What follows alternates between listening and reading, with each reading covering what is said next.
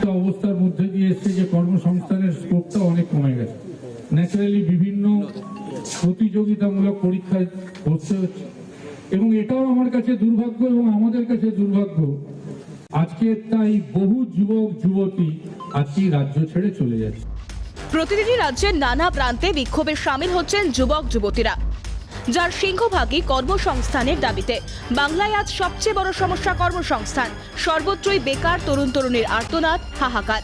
কিন্তু কোথায় চাকরি? চাকরির বিজ্ঞাপন প্রকাশিত হয় বটে, তবে সেখানেও দুর্নীতি, অস্বচ্ছতার অভিযোগ।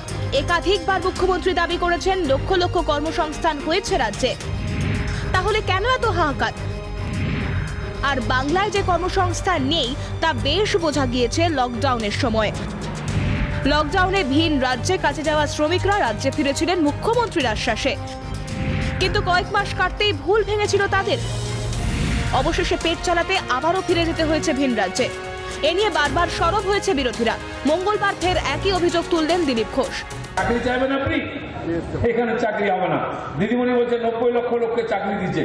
যদি চাকরি পেয়ে থাকে সে গুজরাটে পেয়েছে, মধ্যপ্রদেশে, কর্ণাটকে পেয়েছে, দিল্লি, হরিয়ানায় পেয়েছে, এখানে বিজেপি রাজত্ব সেখানে পেয়েছে। বাংলায় চাকরি হয় না। বিরোধীদের দাবি নিয়োগের তালিকা প্রকাশ করুন মুখ্যমন্ত্রী, কিন্তু কোন সেক্টরে কত চাকরি হয়েছে তার কোনো হিসেব আজ পর্যন্ত শোনা যায়নি মুখ্যমন্ত্রীর গলায়।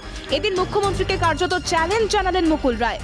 মমতা ব্যানার্জি যদি সরকারি চাকরি একটা মানুষকে দিয়ে থাকেন, রাজনীতি করাই ছিল।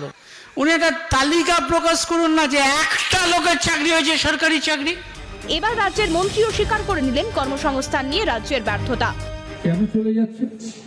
যেহেতু এই রাজ্যে সেই স্কোপটা নেই, এই রাজ্যে এখনো সেই সুযোগ সুবিধাটা আমরা হয়তো সেইভাবে হয়তো তৈরি করে দিতে পারিনি বলে আজকে রাজ্য থেকে আমার প্রচুর যুবক ভাই বোনেরা চলে যাচ্ছে। রাজ্যে যে কর্মসংস্থান নেই তা তো মুখ্যমন্ত্রীও ভালোই জানেন। রাজ্যের মন্ত্রী প্রকাশ্যে যে কথা স্বীকার করছেন সে কথা কেন স্বীকার করতে পারেন না মমতা বন্দ্যোপাধ্যায়? বাংলার মুখ্যমন্ত্রী বলছে ভোটের পর 35 লক্ষ চাকরি দেবো, বিজেপি বলছে ভোটের পর 75 লক্ষ চাকরি দেবো। 75 আর 35 যোগ করলে 1,10,00,000 হয়ে যাচ্ছে।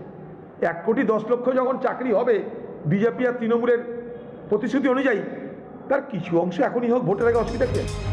কেন মিথ্যে প্রতিশ্রুতি আর গালভরা কথা শুনে বিভ্রান্ত হতে হয় বাংলার বেকার যুবক যুবতীদের?